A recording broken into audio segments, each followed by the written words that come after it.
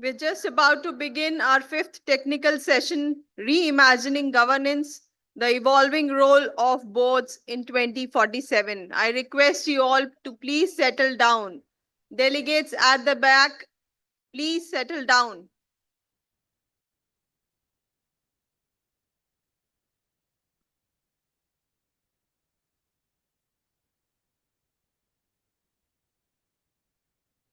The fundamental of effective corporate governance is transparency and accountability of the board. However, for long, there has been a discussion on importance of independence and competency. As we know, the board has both the opportunity and responsibility to guide companies. Hence, it needs to cultivate a spectrum of perspectives essential for effective decision making. The boardroom can no longer be a static space.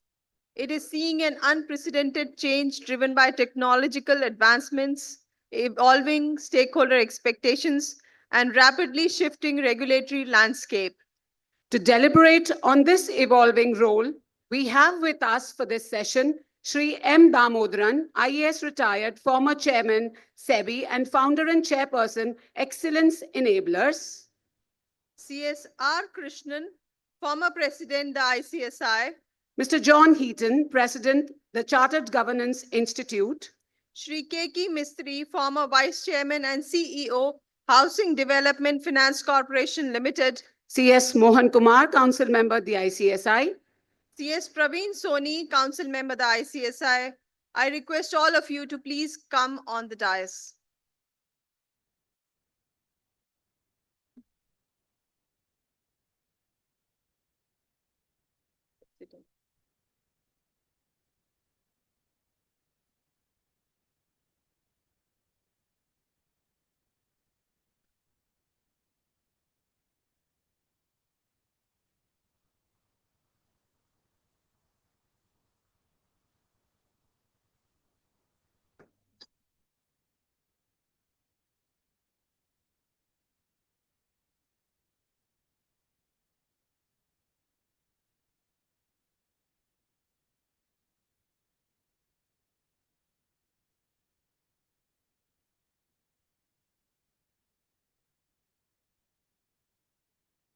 I now request CS Dhananjay Shukla, Vice President, the ICSI, to please greet Sri M. Damodaran and the chair of the session with the ICSI planter.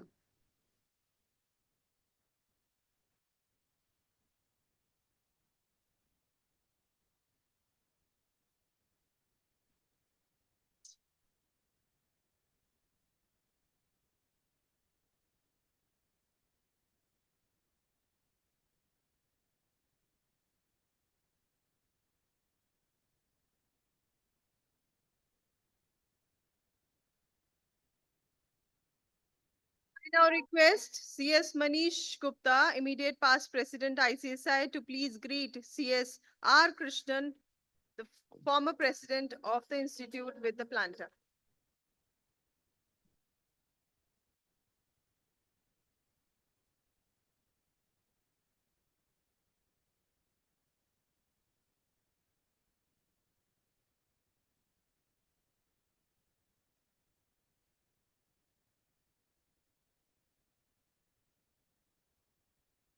Next, I request our session coordinator, CS Mohan Kumar, to please greet Mr. John Heaton with the ICSI planter.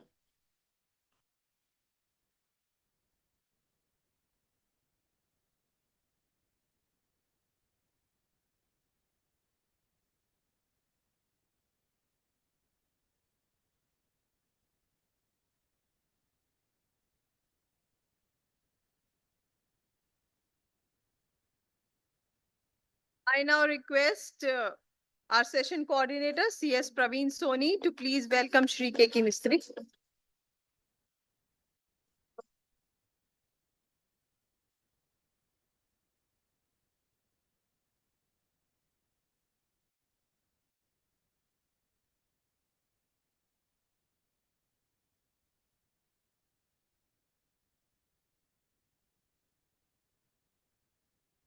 Now I request our coordinator, CS Praveen Soni, to introduce our guests and take the session ahead.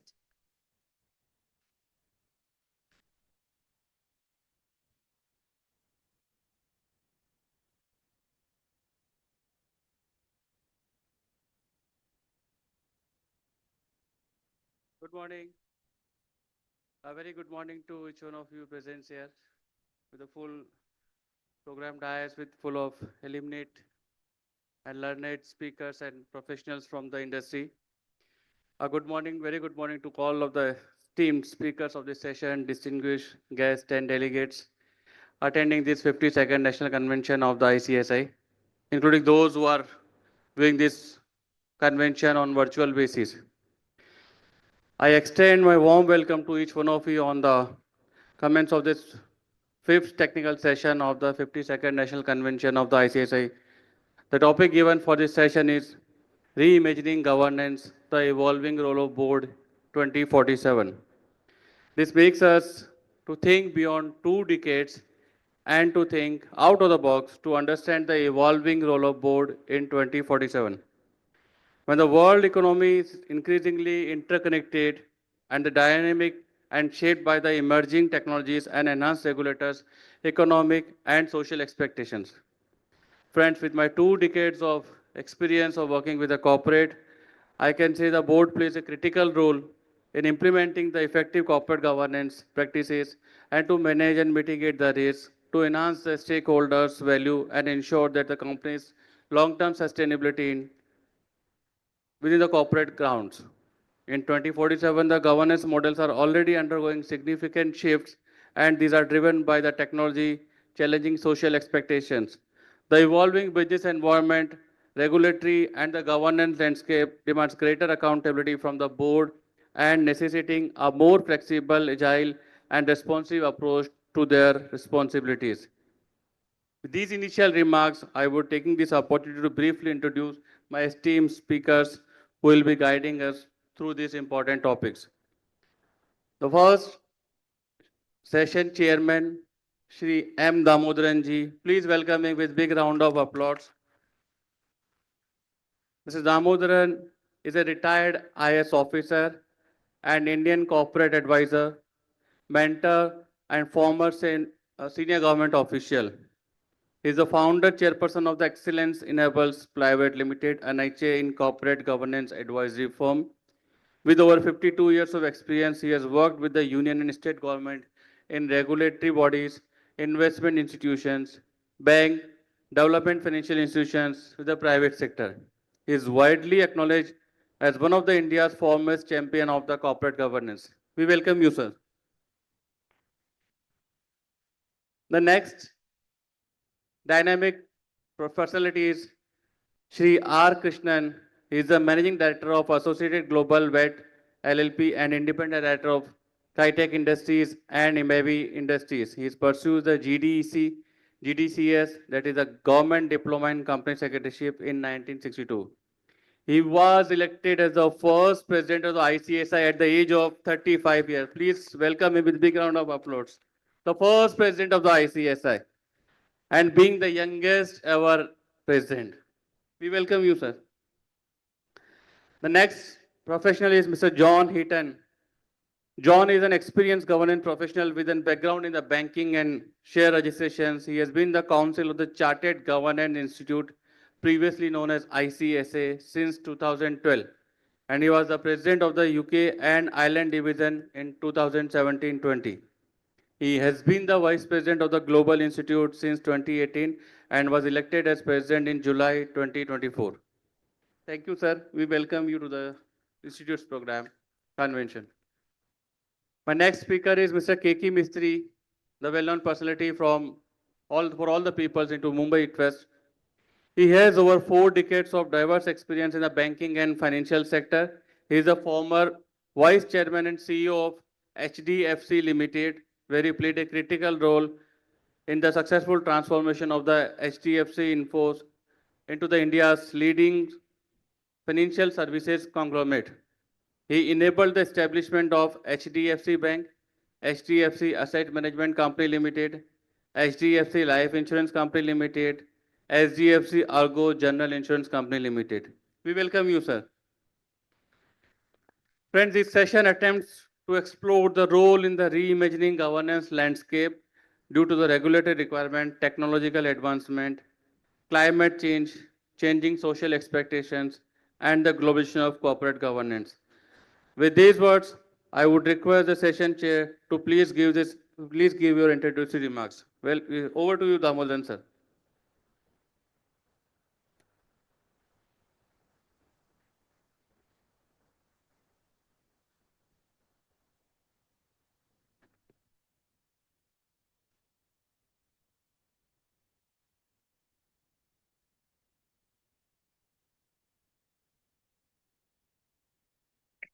Good morning, friends. It's great to see all of you on a Sunday morning. I've always believed there are several things you can do on Sunday.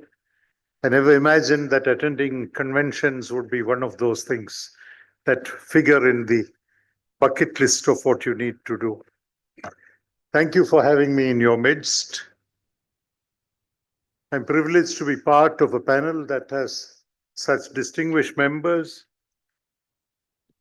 Mr. Krishnan, Mr. John Heaton, and my very dear friend, Ms. Katie Mistry. I think the moderator for this session signed off by saying that we are attempting to explore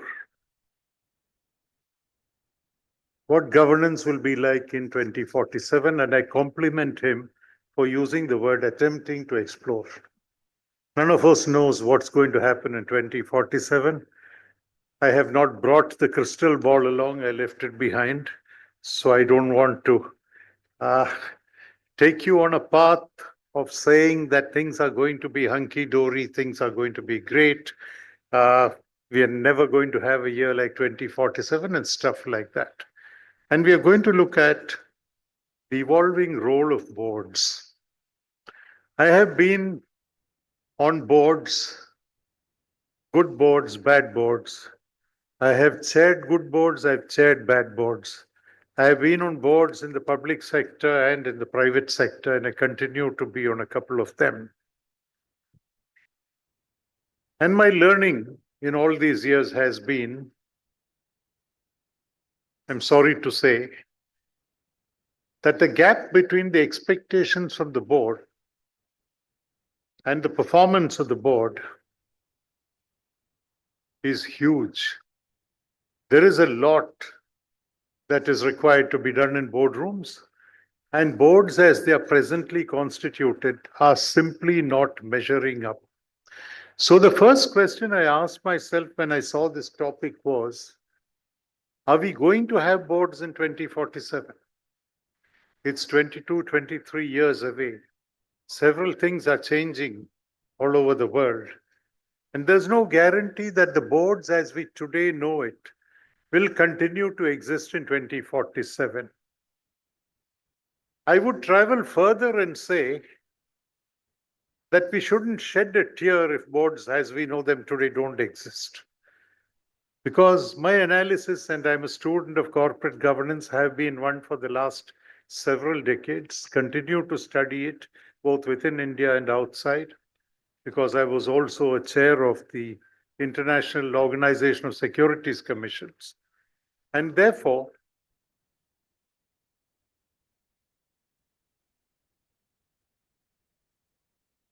someone's phone is ringing, is it? Not mine, I hope. Anyway. And therefore, I can tell you this on the basis of what I have seen,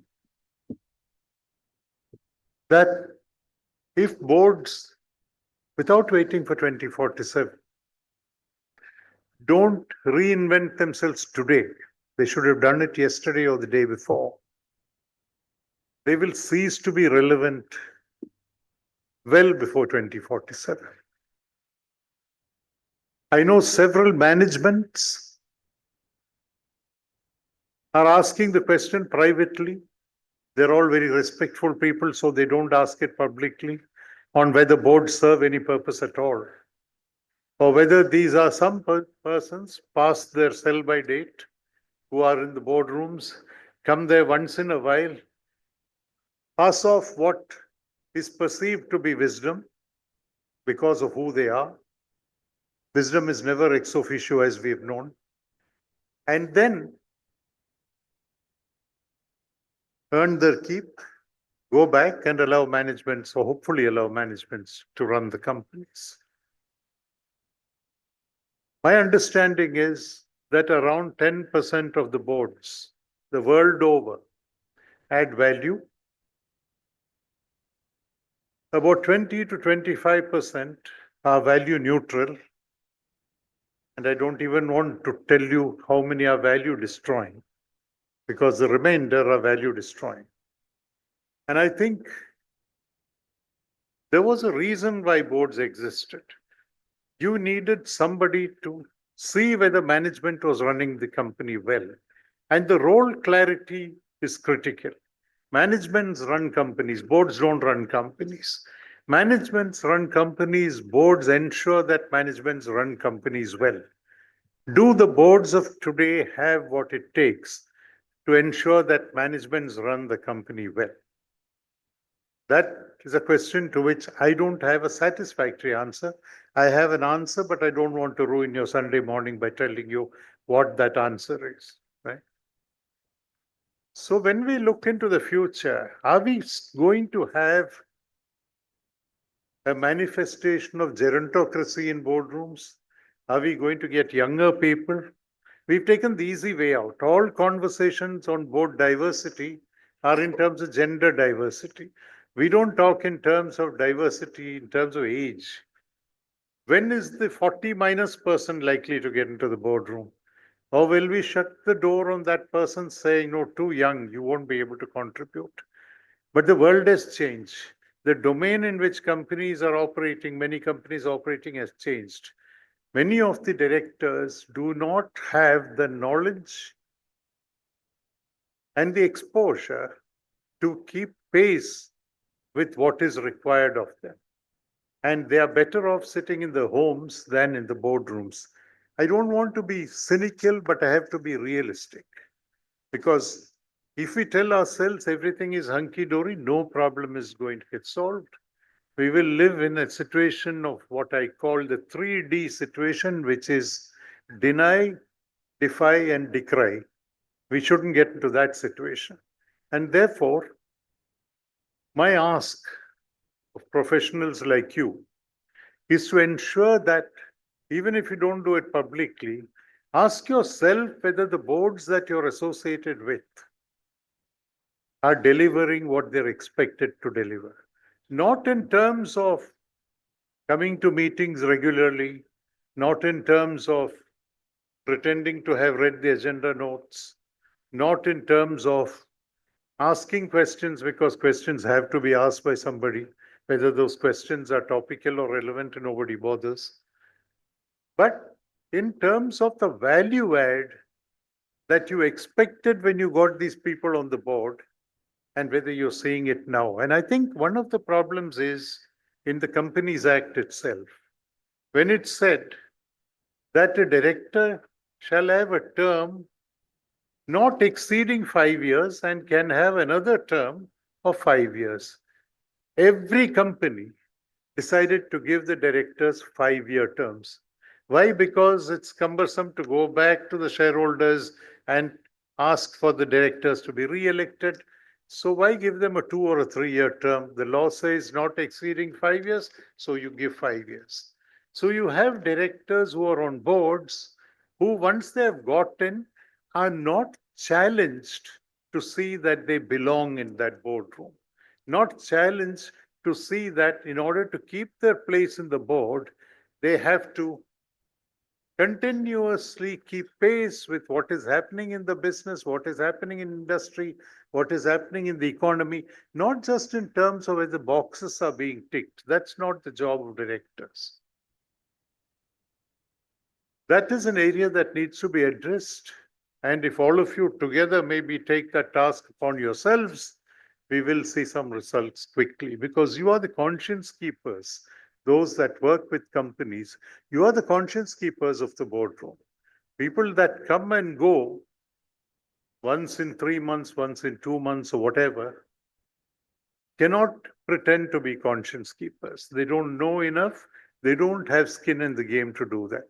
So that is one ask that I have of your profession, that you need to see that the board is challenged to deliver on what it is expected to deliver. The second is not to get too consumed by the technicalities of rules and regulations. I know you have to do that. We often hear about this letter and the spirit of the law. Compliance is the letter of the law, governance is the spirit of the law. We need to understand that clearly. Governance and compliance are not the same, but many people believe because all boxes are ticked in the compliance report, you have good governance. No, far from that. You need to do the right things for the right reasons at the right time and in the right manner. That is governance. And you don't need a regulator or a lawmaker to tell you what needs to be done. And it is your responsibility to go beyond the compliance requirements that you ensure the board meets to see that there is an element of doing the right things, addressing the right issues, asking the right questions. The other problem that I've had with boards, and because I have an audience like this, which is central to the functioning of boardrooms, I thought I should share this with you, is that boardrooms today have people who have been great in their earlier professions. Now, all of you, I believe, are investors in the mutual fund industry. The mutual fund industry has a very good warning. Past performance is no guarantee of future returns. When you get people in the boardroom, please remember that people who've been great in other professions did not necessarily make good directors. I don't know whether any of you are aware that the audit committee of a company that has now been ordered to be liquidated had a poet chairing the audit committee. Now, maybe he was good with numbers of another kind, but those are not the numbers that audit committees look at, right? So we don't want that kind of situation. The other point that I wanted to make is we are all a little worried about what will happen when AI comes into boardrooms. I don't think we should worry. If we look at AI as a facilitator, as a tool, as an instrumentality for doing better what we are doing, and not as a replacement of what we are doing now, clearly we would have got our game right. I do not believe that you're going to get AI replacing directors in the boardroom. That's not going to happen. Certainly not in my lifetime.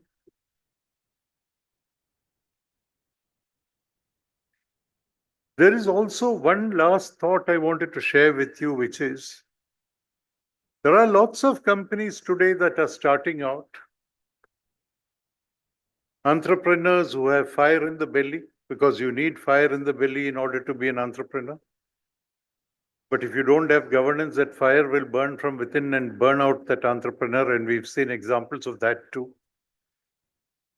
And you talk to them, as I've been talking to them sometime, and ask them, what are the governance standards like in your company?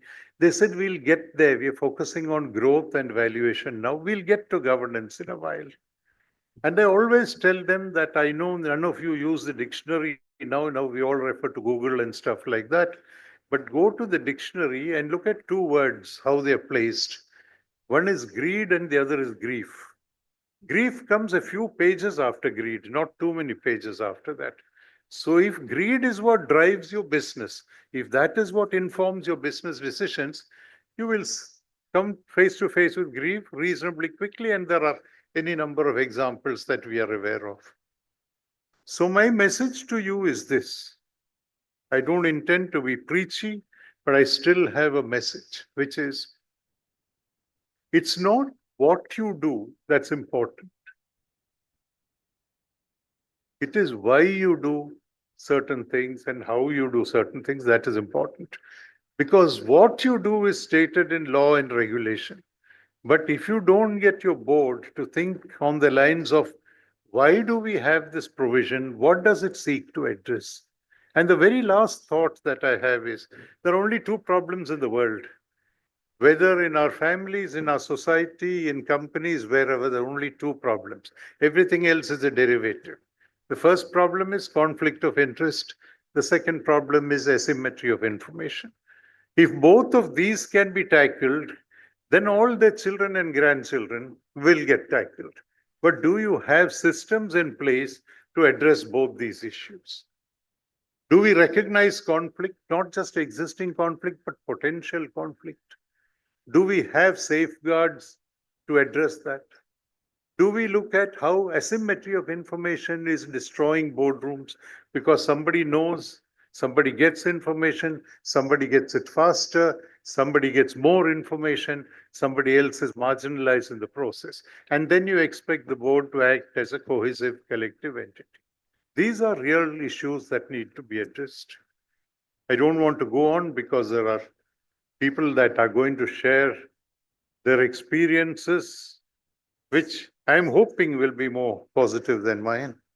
And I wait to hear those to see whether I have to refashion some of my thoughts regarding boardrooms of the future. Thank you very much. Thank you, sir.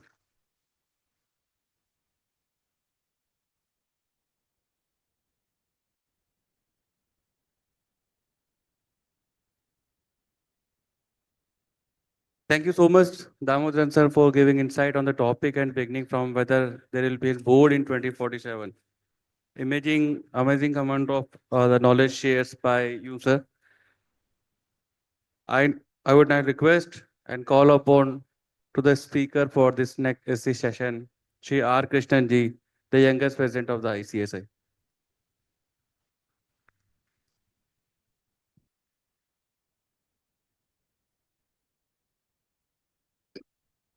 Chairman Mr. Damodaran, Mr. Mistry, Mr. John Eaton, Mr. Mohan Kumar, Praveen Kumar, and distinguished friends and colleagues. It's a very substantial privilege for me to be present here this morning at this session, especially since it is being presided by a luminary in Mr. Damodaran, who has made a challenging contribution to the literature on corporate governance, not only in India, but globally. And he is an authority on corporate governance, not only in India, but the whole world. It has been my privilege to have been associated with him for a long, long time. And he paid handsome compliments to our profession of company secretaries, which he supported while he was the chairman of SEBI, and many of the rules and regulations were made by him in favor of the company secretary itself. And therefore, we as company secretary, in my view, have been indoctrinated to conform, perform, and transform to achieve sustainability. We do not need any further rules and regulations, although speaker after speaker from the very first technical session made elaborate effort to say that more and more rules and regulations are required. And SEBI itself, in 1 year, have made more than 50 amendments. So my approach is just the other way around. The fact is there are already existing rules and regulations. They should be enforced effectively and impartially.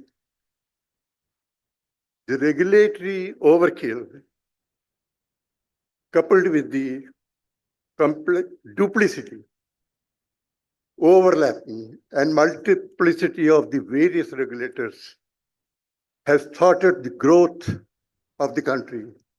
And if did not exist in that large numbers, India would have grown much faster. For this, we have to applaud our company secretaries for their sheer tenacity, hard work, and dedication that they have pierced the cobweb of complex corporate compliance regulations, not only under the various corporate laws, but 156 other laws. And thereby, they have carved out for themselves a very special niche in the corporate horizon. And we must all salute our great company secretaries who have shown by their performance over the years. There you can bring in any number of rules and regulations and amendments. I mentioned 156 laws. You can bring in 1,500 laws. Our company secretaries are capable of overcoming them without any problem.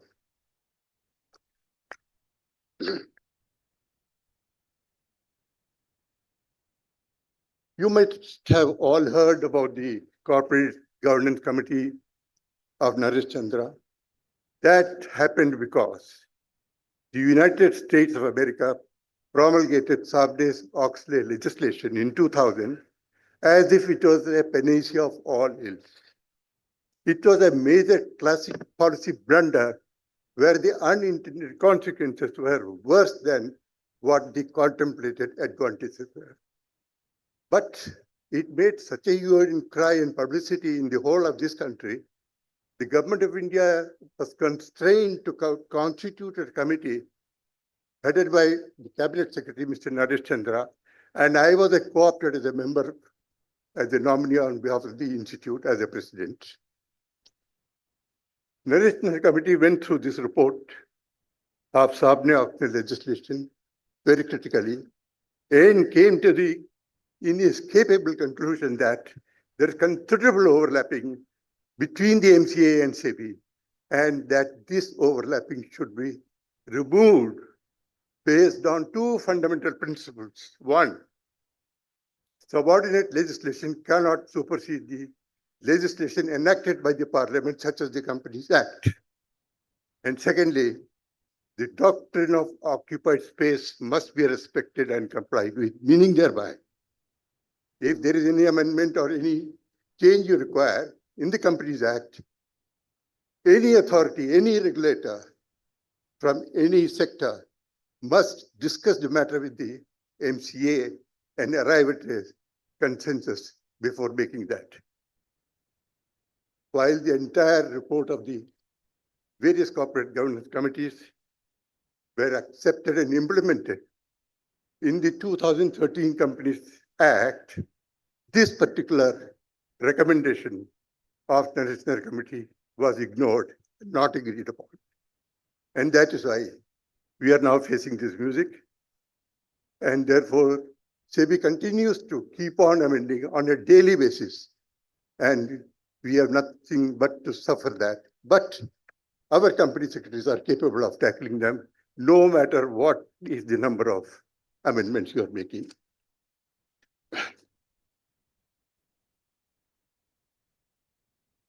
The fact is now, despite all that, we have succeeded considerably in promoting the ease of doing business, come down from 63 to 14. But this has given a false sense of complacency because we are missing the wood for the trees. The fact is, the UK system of business governance, about which my learned friend will speak a little later, is based on principles and not rules.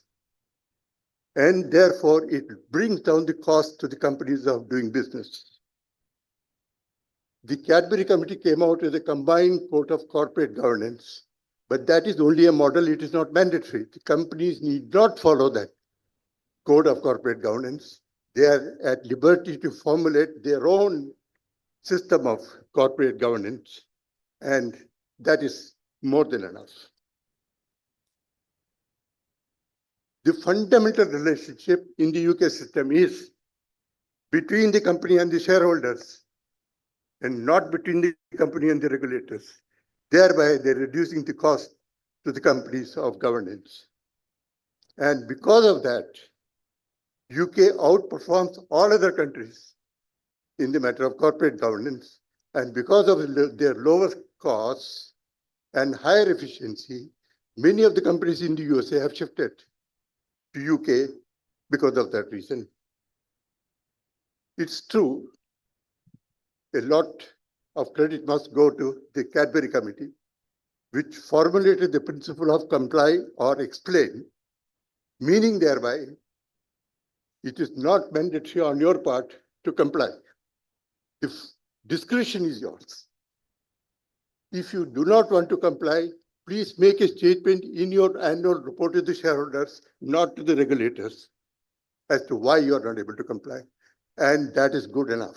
That is why comply and explain approach is giving total freedom to the shareholders, reinforcing the point that the key relationship is between the company and the shareholders and not the regulators.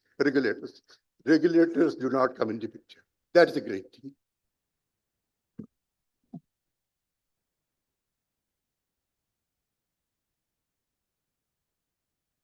On the previous 3 sessions, we have seen speaker after speaker continue to harp on having more compliance, more regulations.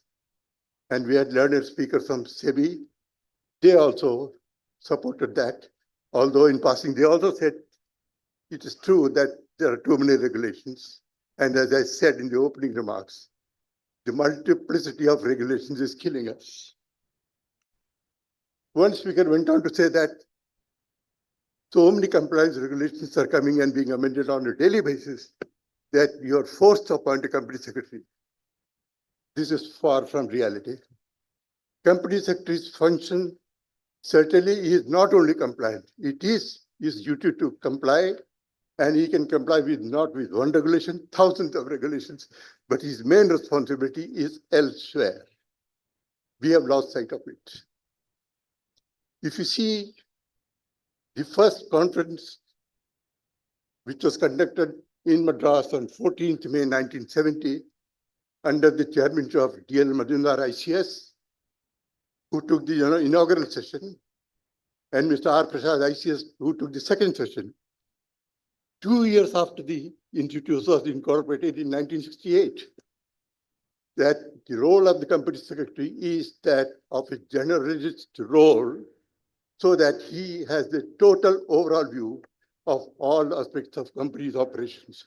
So it is not merely compliance. And in Panorama Fidelis case in the UK, Lord Solomon said that times have changed.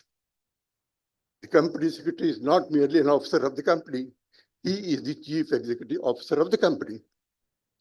And that was vetoed in our own country by the Supreme Court in Turner Morrison case of Calcutta, where Mr. Hornsby, the company secretary, was held responsible for all the losses the company suffered because of this CFO misbehaved. So that is the position as far as that. And then came the Cadbury Committee. Cadbury Committee studied in detail the role of the company secretary, and they commented in 2 paragraphs about the importance of the company secretary. And it said, the board and the members of the board must look to the company secretary and seek his guidance on what the duties and responsibilities of the board members are and how they are going to be complied with. They have to seek the guidance of the company secretary. And therefore, any decision to appoint and or remove a company secretary must be taken by all members of the board at a meeting of the board convened specially for that, instead of doing through video conferencing or through circular resolution. So that is important, meaning thereby, a lot of emphasis was made at various sessions on compliance. As I said, compliance is the responsibility of the company secretary, but it is not the only responsibility. It is not a whole-time responsibility also. The whole-time responsibility of the company secretary is much larger, as has been pointed out in Turner Morrison, Cadbury Committee, and Panorama Fidelis. And that is what it is. He is a principal officer of the company. That has been accepted. And this position was endorsed and reaffirmed in the 2013 Companies Act, where company secretary was bracketed as KMP along with the managing director of the company. That is the role of the company secretary. We did not ask for the position as a company secretary because as a KMP, because we are already a principal officer of the company. We are already functioning as chief executive officer of the company.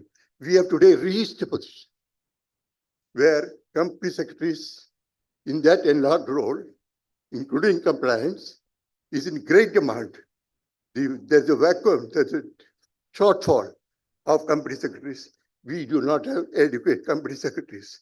Our company secretaries have done so well over the years that they are in very great demand, and therefore, instead of having a regulation that you appoint a company secretary, we should have no regulation. Company secretaries can fend for themselves on their own. Thank you very much.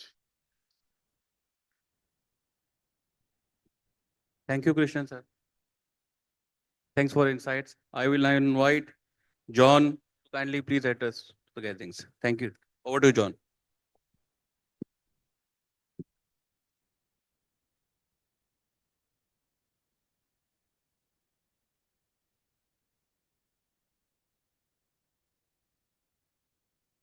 I'm very conscious that we're running short of time, so I shall try and keep this reasonably brief. Good morning to everybody here, to my fellow panelists, and my grateful thanks to ICSI for inviting me to your convention. Looking at the evolving role of boards and company secretaries from a global perspective, I would say that there's been stability, there had been stability and growth. And if I'd been asked to stand here 10 years ago, I would have been optimistic about the future. That was pre-Brexit in the UK. The US was enjoying President Obama's time in office, which was coming to a close. Since then, there's been huge disruption. There's been polarized politics around the world, particularly, but by no means exclusively in the USA. We've seen the rise of economic nationalism, the huge disruption caused by COVID, the invasion of Ukraine, and Western isolation of Russia, serious conflict in the Middle East, and climate change skepticism on the rise, again, especially in the USA, and international political interference through social media. So sadly, I'm now far less certain about governance convergence around the world, but I certainly hope to see that over the coming years. Certainly in the areas covered by the Chartered Governance Institute, Australia and New Zealand, Hong Kong, Malaysia and Singapore, Southern Africa, Zimbabwe, Uganda and Zambia, UK and Ireland, Canada and the Caribbean. There is convergence there. Outside of that, there is convergence in the EU. And in a number of visits to the Gulf states and talking to people from Saudi Arabia, I see there an increased interest in good corporate governance practices, good performance by boards. So let us hope, and I'm going to assume in what I'm saying over the next few minutes, that there is that convergence. So how should that manifest itself? First of all, increased diversity. We are seeing across the world a greater role taken by women on boards. But the rate of progress is very uneven. It is very pronounced in some jurisdictions and far less so in others. The same applies to company secretaries. If I look at the UK, I'm seeing far more new company secretaries, newly qualified people amongst ladies compared to blokes coming through that. and there is a greater degree of ethnic and cultural diversity coming through within the ranks of CGI, which is a fantastic thing. But we shouldn't just be concentrating on gender diversity or indeed ethnic diversity. There needs to be greater diversity of thought and experience. Boards need to listen to young people, which I don't think many are doing at the moment. And certainly there are a lot who are very obviously not doing so. They also need to listen to other non-traditional stakeholders in order to be able to get those ideas which are not traditionally represented on boards. Board evaluation is critically important, but board evaluation should be real, in-depth, rigorous board evaluation, not paying lip service to it. It needs to be honest. It needs to be open. It needs to be both internal and external at least every 3 years. And that external party needs to be truly independent of the board. And crucially, and again, we were talking about this earlier, it needs to be acted on. There is no point having a detailed evaluation of your board, particularly if it is critical, and nobody does anything about it. If you are told that something is not optimal, do something to fix it. And the role of the company secretary, working closely with the chairs of boards and committees, is essential. Secondly, as Mr. Murley said yesterday, the role of the company secretary will change. No longer is he or she just ensuring accuracy and compliance. He or she is becoming a trusted advisor. To do this, the skills will need to change. Emotional intelligence, soft skills, listening, persuasion, and working as an active intermediary, not just a passive person on the fringe of the boardroom. Thirdly, it will have to change. Increasingly sophisticated IT programs, which our guest of honor referred to on Friday, will mean that some tasks currently carried out clerically will be outsourced. For example, subsidiary company filings. And we do not know what AI will be able to deliver in 2027, never mind 2047. But what we do know is that it will become increasingly sophisticated and global. AI knows no national borders, nor language constraints. And unless we recognize that fact, then companies are going to be overwhelmed. So what does that mean for boards? 3 things. Boards need to look at the question of what AI can do to help this company. How do we use it? What threats does it bring? AI must be continually scanned. The horizon needs to be looked at for disruptors. And that's where diversity on the board is critical. What can we do to make the board more effective?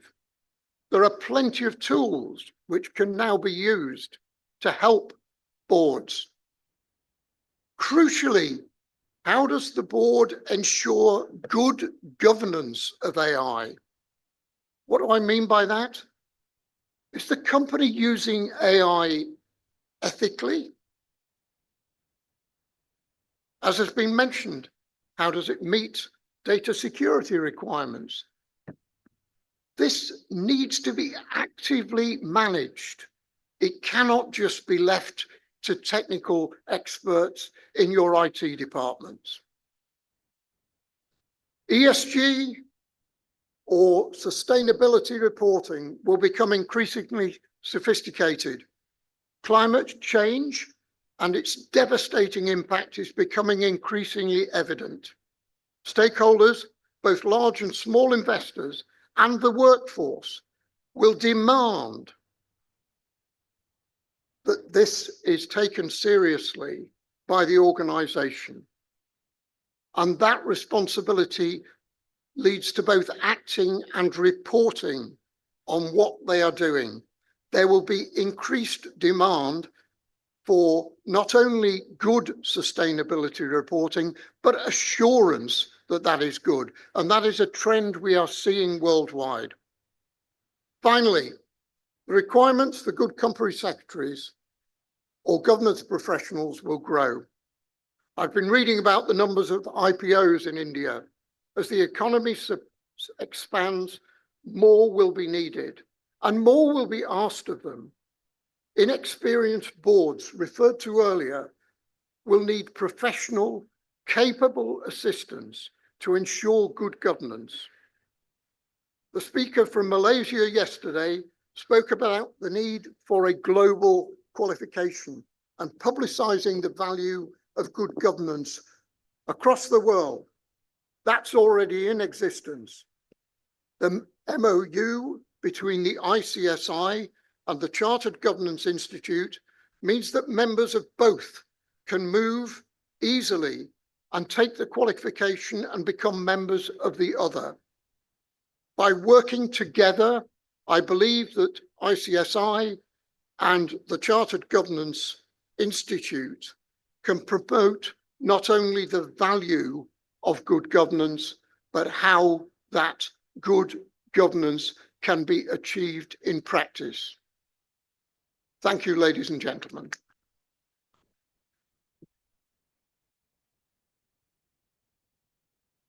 Thank you, John, for giving the initial perspectives on the board's workings and all.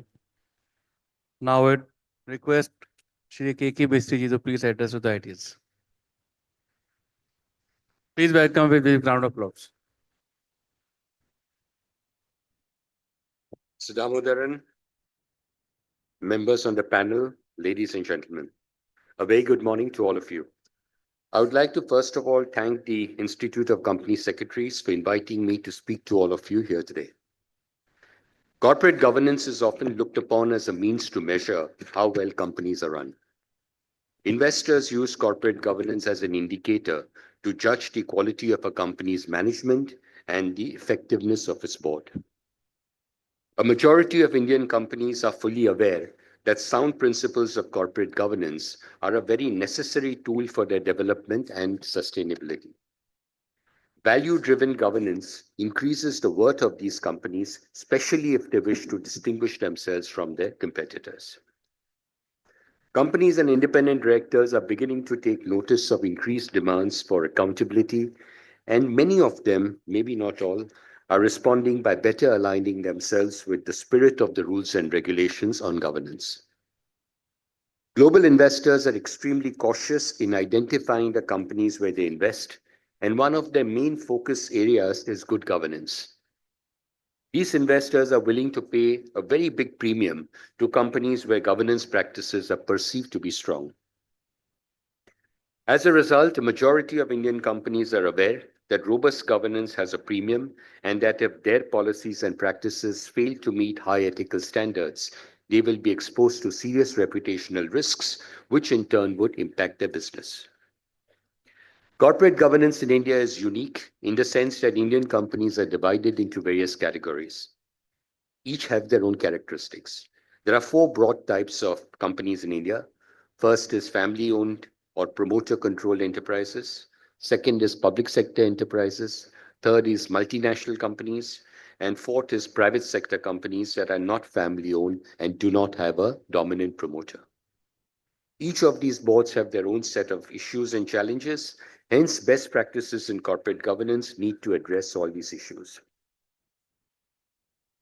The role of the board is continually evolving. The board is a custodian of the company's culture and has to set the tone at the top. It has to provide critical oversight and strategic support. It has to also facilitate long-term planning and from time to time challenge the management's strategic thinking. The board must bring in different perspectives to help think through difficult situations. It should occasionally push management to consider difficult what-if questions on a range of issues so that the company can be better prepared to manage any kind of contingency it may face. The board must act as a stewardship body of the company, both guiding and supporting management in taking decisions, particularly during difficult term times, and ensuring that the company emerges from any crisis it may face stronger and more resilient. Boards must work with the management in identifying weaknesses and addressing areas where improvement is possible. Their role should always be to support management in the right way and at the right time without trying to micromanage the company. I would like to speak on 5 key corporate governance themes that directors need to adhere to. The first theme is risk management. Unprecedented events such as the COVID pandemic, the Russia-Ukraine war, the Middle East crisis once again reinforce the fact that unexpected disasters can indeed occur. Risk management is all about preparing for an uncertain future and trying to identify new risks that may emerge from time to time. In today's environment, boards need to focus on the risks arising out of cybersecurity, data protection, legal and regulatory compliances, and now artificial intelligence. Boards that have a long-term view have always been able to help their organizations emerge stronger after every crisis.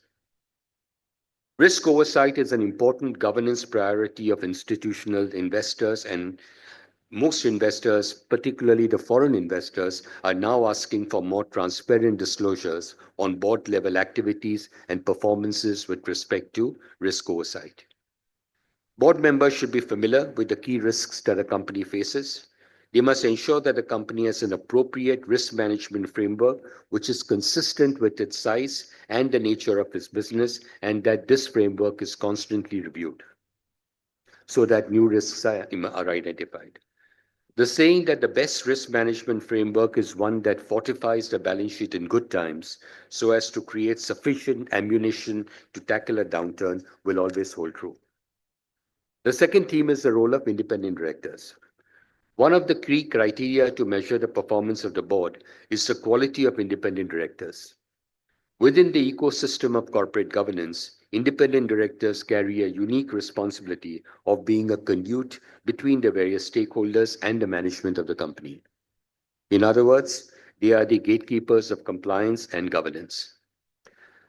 However, some people are beginning to feel that unreasonable expectations are being made on independent directors. Independent directors are at times being held accountable for activities of the company of which it is almost impossible for them to be aware of. Overarching compliance measures may deter well-qualified independent directors from joining companies where their need is the most. Some immunity and protection should be provided to independent directors unless there is a case of willful fraud. Until this is done, people of caliber will become more and more wary of joining boards of weaker companies, and this is where their need is the maximum.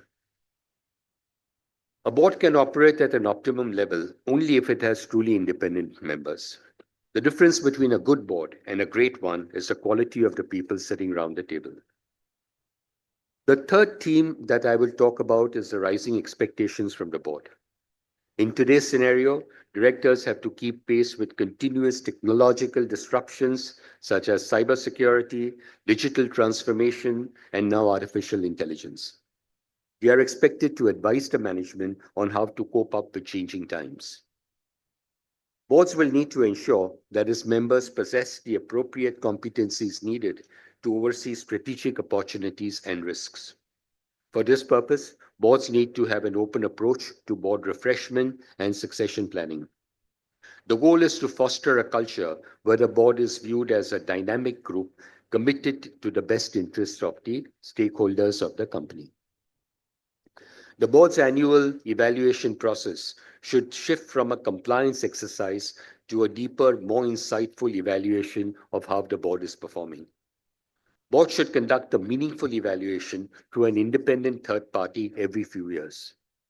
The annual evaluation should include getting feedback from management to ensure a 360-degree review process for addressing the board's effectiveness and identifying areas of improvement. Peer review should become a standard part of the board evaluation process. The fourth theme is diversity. A growing trend related to ESG is diversity. Investors want to see greater diversity in the composition of the board, whether in terms of gender, race, ethnicity, or skills. Diversity, particularly in recent times, has become a focus area for investors who want to see an increase in diversity of thought and experience to better enable the board to identify risks and improve the all-round performance. Boards around the world are spending more time on changing their composition, seeking to induct members from diverse backgrounds. Many countries have seen a sharp increase in gender diversity on their boards in recent years. For example, the percentage of women on boards in India has increased from about 6% in 2014 to over 18.3% in 2023. In fact, according to MSCI, Indian boards have fared better than their market peers in ensuring gender parity. In comparison to India's 18.3%, women constituted 18% of boards in Brazil, 15.1% in China, 12.3% in Mexico, and 8.8% in South Korea. However, we significantly lag behind UK and US, where more than a third of the board members of leading companies are women. The fifth and last theme revolves around culture. It is extremely important for a board to ensure that it reinforces a strong, compassionate, and positive culture in the organization. Long-term value creation requires happy, contented, motivated, and dedicated employees. An analysis of exit interviews will reveal that employee attrition is not always about higher pay packets, but very often because of an unconducive and toxic work environment. I'm shocked today when I see attrition levels of 20 and 25% in many companies. HDFC Limited, for example, prior to its merger with the bank, had an averaged annualized employee attrition rate of less than 4% a year, despite not being a great paymaster. The primary responsibility for creating the right culture rests as much with the board as with the senior management. The board is, after all, the custodian of a company's value and culture. The board should play a vital role in guiding the culture and values in the organization so it embraces the highest level of integrity, ethics, honesty, and transparency. In conclusion, the bar continues to rise for Indian boards. Commitment to good governance will lead to a distinctive competitive advantage, enhanced reputation, and investor trust, besides creating long-term sustainability. Organizations need to focus on prudence and long-term growth, irrespective of economic cycles. I'm confident that corporate governance practices in India will keep improving, and I'd like to thank ICSI for playing a proactive role in striving to improve governance standards in India. Thank you very much. Thank you so much, Keki. Thank you. Mondio. Thank you. Thank you very much, distinguished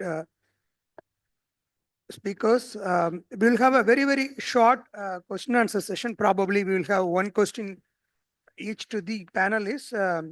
Sir, Chairman, sir, Damaran, sir. Sir, I mean, in your opening remarks, you very clearly were very transparent and talked about the gap between what are the expectations and what is actually done by the board. And our question is also relating to that. Government is thinking about Viksit Bharat, and definitely this can be achieved only when the board has an independent board and if they play a very active role. So please share your views on what more that can be done by the corporates and regulators for achieving independence of boards. I don't think government and regulators need to do anything at all, because independence is a state of mind. It's not something that you define. It's not something that you legislate for. Long years ago, one of the veteran chairpersons of the Federal Reserve made a statement saying that you cannot legislate for honesty. The same way you cannot legislate for independence. The more you try to define independence, and I think we've tied ourselves up in knots. We are the only country which has said that independent directors need to pass an examination. And what are they expect? We're the only country. And we pat ourselves on the back thinking we've done a great thing. That what we miss is that it's a revenue model for an institute, nothing more than that. That you have, that you expect them to pass an examination, and what is in the examination? You are being asked which form to fill, what should be done with what periodicity. That's not why you get good men and women on the boards. No, there are enough people to take care of that. You get them to perform an advisory role. You get them to challenge management. So you must have the right mental capabilities, the right integrity to be on that board. And there was reference made also to board evaluation. Now, most boards just do a box ticking exercise. Uh, I didn't bring the figures, but we bring out an annual governance survey for the top 200 companies. And I was looking at some of those figures yesterday before I came out of Delhi. Less than 10% of the companies get external board evaluation done even once in 3 years. And what do they evaluate internally? On a scale of 1 to 5, most directors get 6.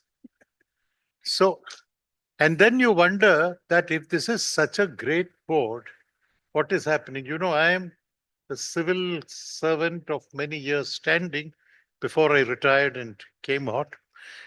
In one state in India, it might interest you to know that the annual confidential reports of most officers rated them as outstanding, which is at the highest level. And when somebody was asked, why is the performance of the government so poor if the entire bureaucracy is outstanding? He didn't have a serious answer, so he attempted a light-hearted one. He said that is because they're standing out, that's why they're called outstanding. So if that's the kind of evaluations that you have, and Schedule 4, the prescription for evaluation is wholly unnecessary. Leave it to the board. If the board wants to see value, and that's why I spoke about a 5-year term, at the end of year 2, you find a director is not pulling his or her weight, not adding anything to the board. What do you do with that director? You continue to suffer that person for the next 3 years? Because we don't have, unfortunately, the courage to tell him that it's time for you to go. There are better things you can do with your time. And therefore, he stays and maybe attends, as somebody said, presence of body, absence of mind in the boardroom. So you collect your sitting fees and then you go back and there's no value addition at all. So there are some directors, and I want to say this is something you have all noticed. All people in the boardrooms can be divided into 2 categories. There are people who have something to say, and there are people who have to say something. So that second category, unfortunately, when the chair is weak, continues to dominate boardrooms. They have an opinion on everything related or unrelated, topical or not topical, it doesn't matter. And that derails discussions. That doesn't come because there is no board evaluation that doesn't surface. And I would like to see not once in 3 years, but once in 2 years, an external evaluation done by persons who have, the other problem is evaluation must be done by persons who have boardroom experience. You bring some young person out of a management school with good theoretical knowledge and ask him or her to evaluate a board, what are you going to get?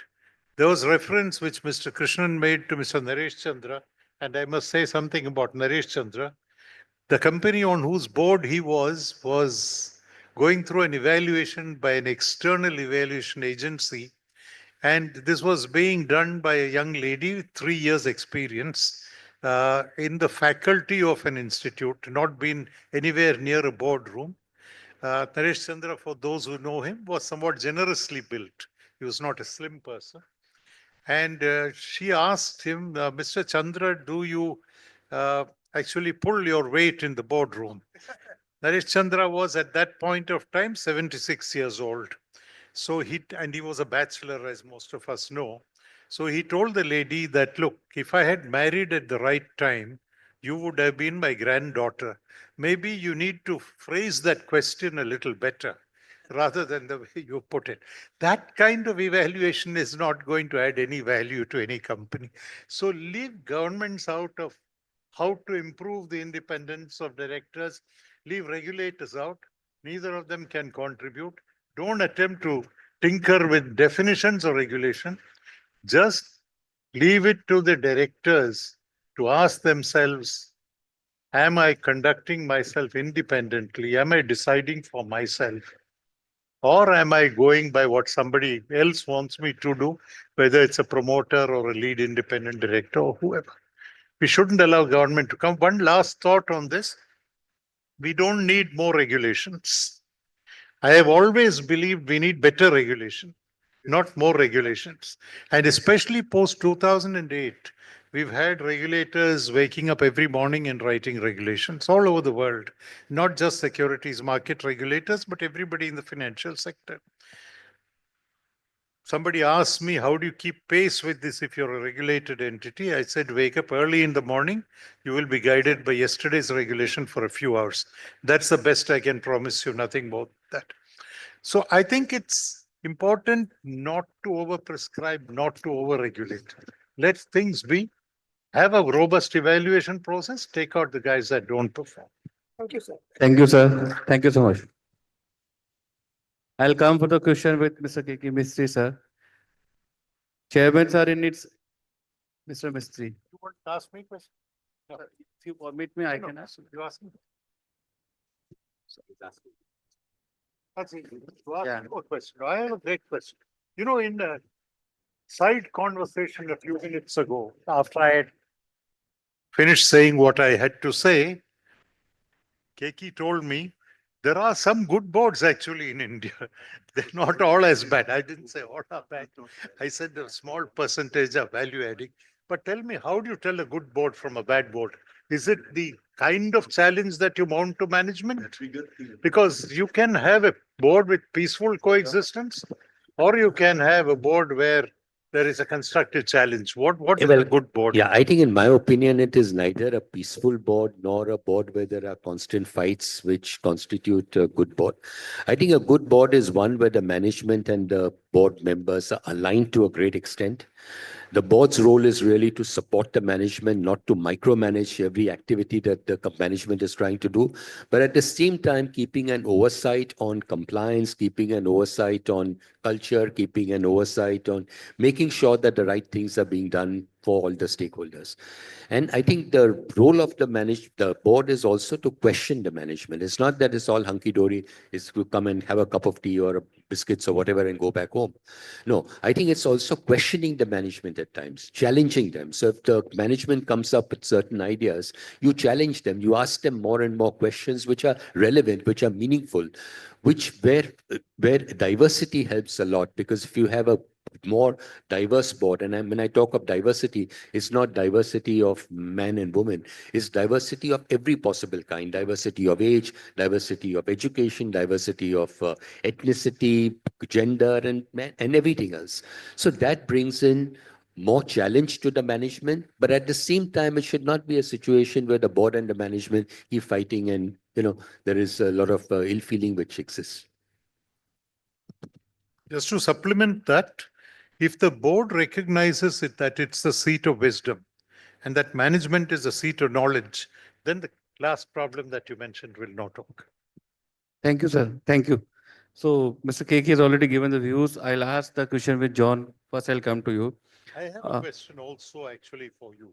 Yeah, please. Sir, you wanted to take it first? Yes, Yeah, please. which is that you have a well-established comply or explain approach to regulation in the UK.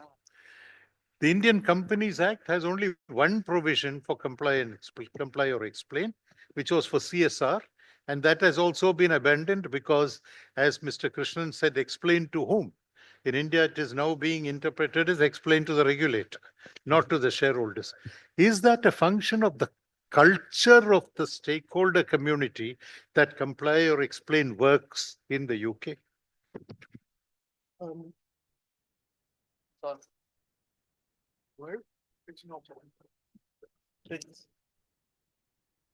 You can take this. Thank you. Yes, thank you. Not perfectly. There is a tendency to comply. The larger, the more self-confident the company, the more explanation comes into play, and I think that's very important. But no, the FRC in the UK monitors, but they do not expect the explanation to be directed at them. They are very much shareholder and stakeholder focused. So they are very conscious that they are just the facilitator for good governance, not the regulator of good governance. As you say, it's the shareholders and the investors, the shareholders, the stakeholders, who are actually the ones who should be judging the company. And I think that, broadly speaking, is the case.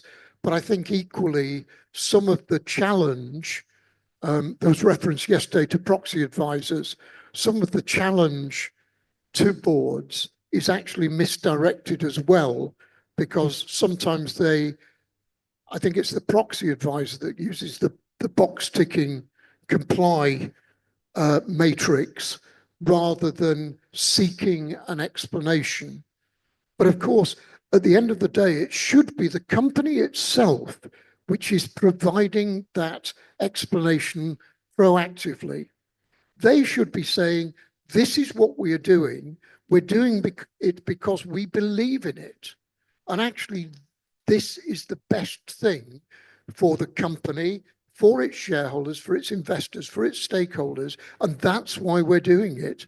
So that's the critical thing. Is it done consistently across the board in UK? No. Thank you, sir. Yes. Thank you. Sir, I'll come with a question with Mr. R. Krishnan. In our institute, if you go to the currently CLDP, the more than 75% or 80% participants are the female company secretaries only. When I'm talking about the institute, on an overall, on pan-India basis, we have majority of members from female company secretaries. When we are talking about the board, about the increasing representations of the women directors on the board in the recent years, though it has been increased in India, but still we are far behind from the internationals and the global average. So the question is, as we talk about the Viksit Bharat, may I request you, sir, please to share your views on the women's representations and their participation in the corporate boards.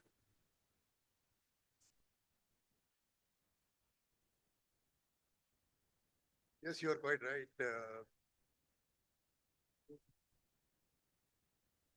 You're quite right.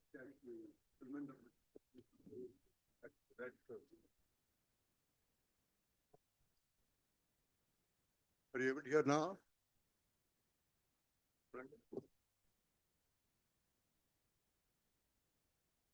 Hello.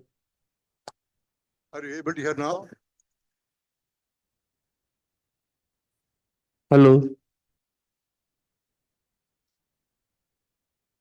You're quite right in saying that women's representation on the board requires to improve radically. The fact is, from 2013 of 6% on the board, we have increased it to 13% now, and which is a great improvement, but much more desires. We need gender parity all round as far as the companies are concerned. Take the example of the regulators itself. It's a shining example of gender parity where the two heads of the two regulators are both ladies. This is the first time it has happened where the secretary of MCA is a lady and the SEBI chairman is a lady, and they both are supervised by a lady also. So that is a monumental, shining example of gender parity which must be achieved. And that obviously is also arising out of the fact that both the Companies Act and the SEBI have stipulated that a female member must be on the board and independent director must be a lady also on the board. But this brings the question of our own institute, where during the last 56 years, we have had only 2 lady presidents, which in my view is a rather niggardly number and deserves to be improved in line with the appointments in the Supreme Court and the Parliament itself. And therefore, with due respect, I submit to the President of the Institute that you may consider amending the regulations in such a manner that during a 4-year term, we have at least 1 lady member from each region in such a manner that at the end of that 4-year term, 1 lady is a president of the Institute. And this factor must be set an example in the very near future. Thank you. Thank you, sir. Thank you. Chairman, sir, we would go for the concluding remarks from your side for the session. Yeah, please.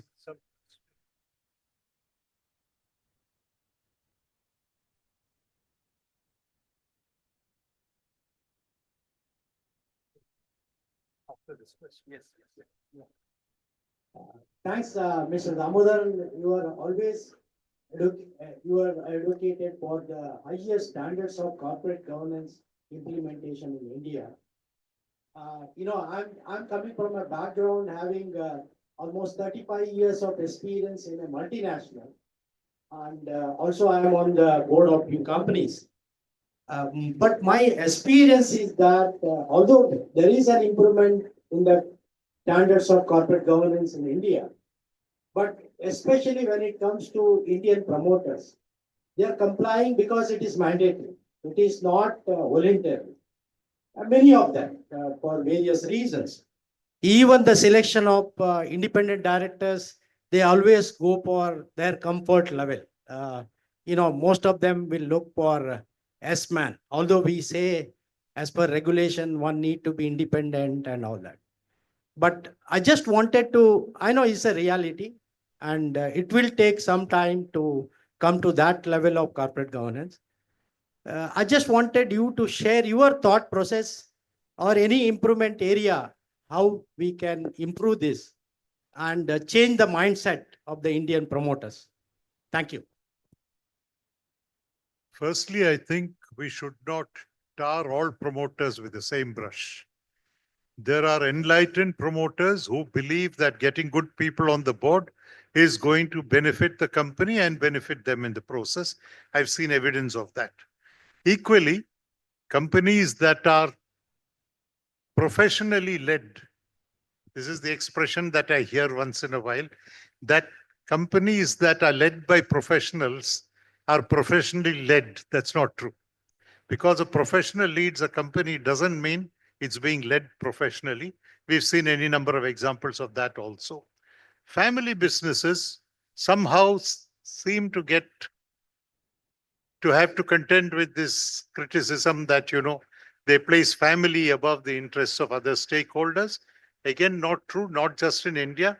All over the world, it is family businesses that have delivered more value than businesses set up by individuals at some point of time. So we shouldn't get into the trap of generalization. What is important is for each company to realize, if I get good people in my boardroom, it's going to benefit the company and it's going to benefit me. It's going to benefit all stakeholders. If I don't do that, then I can get persons with whom I play golf. I'm not a golf player, luckily. Or with whom I go on morning walks. I don't do morning walks either. So I'm not guilty of getting any such people on any of my boards. But people who've been to the same school, the same college, but also tick the box of independence. Why? Because they're not related to you. If they happen to be related, then you say they cannot be independent. We have in this city seen 2 brothers having a public quarrel. each acting independent of the other, and at the same time, they cannot be called independent. Why? Because the law says they can't be treated as independent of each other. The problem is we are getting tied down by generalizations, definitions, and stuff like that. We should look at the reality in the context of each company. Thank you, sir, Damodaran sir, for very clear thoughts on the corporate governance matter. Sir, Damodaran sir, few years back, I attended one program in the BSc hall on the launching of a NEDICT, Non-Executive Director in Conversation Trust. That was a very good initiative. If you can just elaborate a bit about that for the benefit of the house, that will be great. One. Second, small question to Keki sir. The board need to question the management. That is generally everybody says and perceives. But I have experienced in the management also, there are such a good managers who present their subject in such a beautiful, lucid manner that at the end of the day, board itself gets upskilled. So your thought on that? Second question to KP. Thank you, sir. So your second question first, yes, there are good managements, and therefore the boards don't need to do more than they need to do in other boards. But the relationship should be one of constructive tension. When managements come face to face with boards, there should be tension, palpable tension. If there is a comfort level, then they're not challenged to give their best. And please note, I'm saying constructive tension. I'm not saying don the boxing gloves and go at each other. Far from that. But questioning so that you bring out the best in management, that is important. As for your first question, yes, NEDICT is alive. It is a non-executive directors in conversation. It's a trust. We are getting lots of queries there from various people, and we tend to provide through experts like yourselves, whom we reach out to, responses and advisory services to them. It is a non-profit, it's a trust, and it's completely free to anyone that wants to seek advice. Thank you, friends. We'll not be able to take more questions, please. Please, because we are already running behind schedule. And Mr. Mistry is also not keeping well, but still it's be able to manage to come and participate in the program. Thank you so much, sir. Sir, with your permission, can I request for the board of thanks? Sir, please. Wherever you choose, sir. Just 2 minutes. Yeah, please, sir. Please, concluding remarks, sir. No problem. Please. So, ladies and gentlemen, I think you will agree that we've heard a lot of interesting thoughts from the speakers on this platform, not excluding me, I hope. And what I think should be the takeaway for all of us, as it is for me, is to get back to the drawing board, see where we are at this point of time. What is it that we need to fix? We should follow what doctors do. Doctors have a 3-stage approach to dealing with patients. First is diagnosis. If you don't diagnose properly, you won't get started. Then is prescription, and then is treatment. So we should look at all the problems, and you people are actually the doctors in the boardroom. You are the people who are seeing in front of you what is going right, what is going wrong. How do you reinforce what is right? How do you address what is wrong? How do you ensure that all directors contribute, not just 1 or 2 directors? That's the other problem with some boards. Some people contribute disproportionately, some others remain the strong silent types in the boardroom, and they don't share their wisdom with anybody. So you have to ensure that through the good offices of the chair, how do you get those people into the conversation, which is important. And lastly, I think what I want to share with you is this. Your profession is a very, very important profession, not because you are certifying compliance, not because you're ensuring that everyone plays by the rules. Secretarial audit is a very important function. I would say don't pull your punches. Tell it like it is. We are all grown-ups. We should learn to take criticism on our chin and go on. If you find something is wrong, and I'll say this and stop, a very, very unfortunate experience in a company where I was on the board some years ago. Somebody presented a secretarial audit report. Everything was clear. Everything was, they were good boys. We have done everything right. So after he had finished and the recording was switched off, I asked him, surely we must have done some things wrong. Will you tell us about that also? And then he mentioned 2 or 3 things. Then I asked him, why is it not in the report? He said, no, it won't look nice in the report. It will become public. Don't do that. Don't pull your punches. Tell it like it is. That's important. Thank you very much. Thank you so much, sir. Thanks to all the esteemed panelists for giving the insights on the topic, and it was really enjoying, sir. I request I request Mohanji to please give. Mohanji, please offer a vote of thanks to the esteemed panel.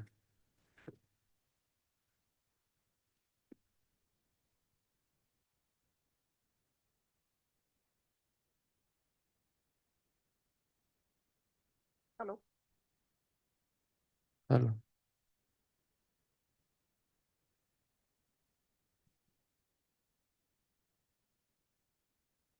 Friends, it was a very, very thought-provoking session. Damodaran sir, with 52 years of experience, all his experience came through, and he was very, very transparent. And the opening ball itself, he put a bouncer stating that expectation versus reality is different. And it definitely set a different tone to the whole conversation. And he also mentioned board diversity should not be looked only at the gender and from age and experience also. Thank you, sir. Thank you so much for our thought-provoking thoughts. Even finally, he also gave the solution that we have to look at diagnose, then prescribe and execute. And in fact, Chairman Sir, Damodaran sir, and all others were repeatedly saying about the board evaluation. It should not be a tick box exercise, and it must be a real value addition. Thank you, sir. Thank you so much, sir. We are indeed privileged. Krishnan sir, extremely happy to have you, sir. First president. And you have come to the conference. We are extremely proud of that. And thank you, sir. Thank you for sharing the role played by Mr. Damodaran Ji when he was a SEBI chairman. And you also shared your thoughts of the role played by the CS in compliance with complex corporate laws coming into picture. And he also shared the key managerial personnel provision in 2013 vis-a-vis the principal officer provision. Thank you. Thank you so much, Krishnan sir. We are extremely privileged to have you, sir. Mr. John, sir, thank you. Thank you so much for bringing a global perspective and what's happening today across the globe. And he also mentioned that honest and a detailed board evaluation is required, and the evaluation should be acted upon. And thank you so much for recollecting our Prime Minister's words on company secretaries and also the changing role of company secretaries. He was also talking about the AI, what AI is doing, and whether, and also ESG part. And finally, thank you so much for the wonderful relationship ICSI is having with CGI, and you also recollected about that. Thank you, sir. Thank you so much. And Mr. KK Mistry, sir, he told that the board of directors need to bring a different perspective, and they should not do a micromanagement. He also spoke about 5 key corporate governance themes. Thank you so much, sir. And he also told the responsibility lies with the board and also senior management. Thank you, sir. Thank you so much. Friends, see, I've been attending many national conventions, and one of the main reason people come is networking. And on the third day, with such huge attendance, sitting here is because of the wonderful personalities sitting over here, role models. They are role models. I genuinely appreciate President, Vice President, Program Director, and an entire WRC team for bringing out such wonderful personalities for this session and for all the other sessions as well. I thank my co-coordinator, Mr. Praveen Soni, and each and every one of you. I hope we'll have a book release session, and I kindly call upon our president to kindly come and join for the book release and also for the photograph with the wonderful personalities here. President sir, if you can come up, please.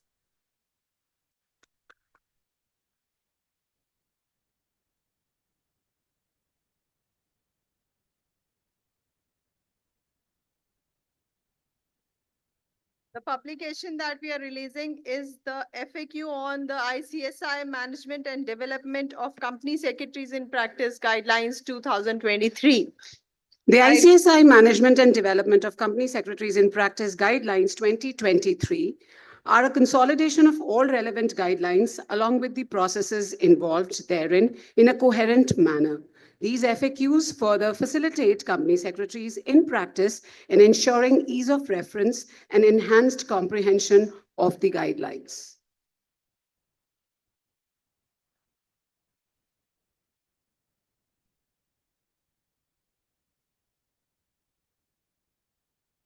Ladies and gentlemen, big round of applause for the release.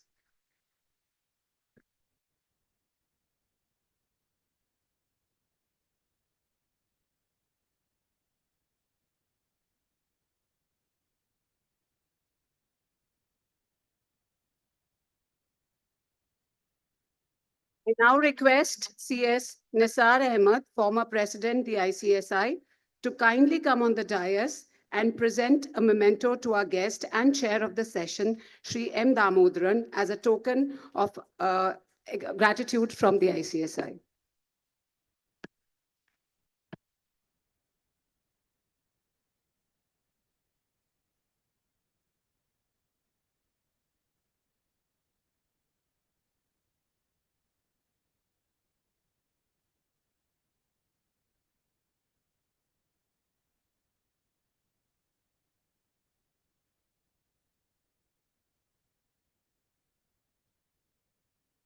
Now I request CS Manoj Purve, Council Member, the ICSI, to please come on the dais and present a memento to our guest, CS R. Krishnan.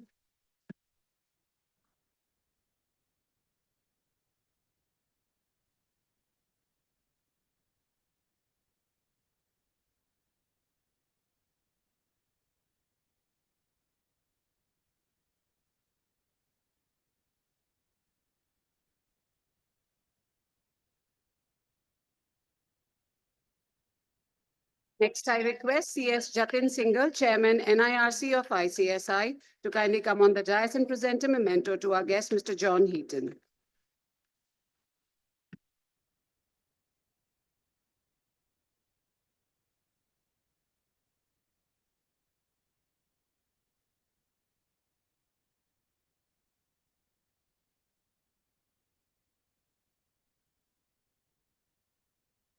Request CS Vishal Patil, former Chairman, Pune chapter of ICSI, to please come on the dais and present a memento to our guest, Shri Keki Mistry.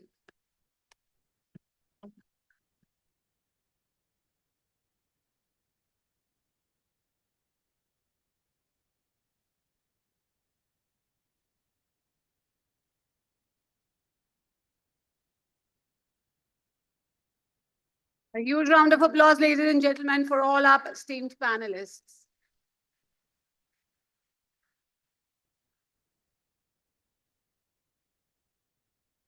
Thank you, everyone.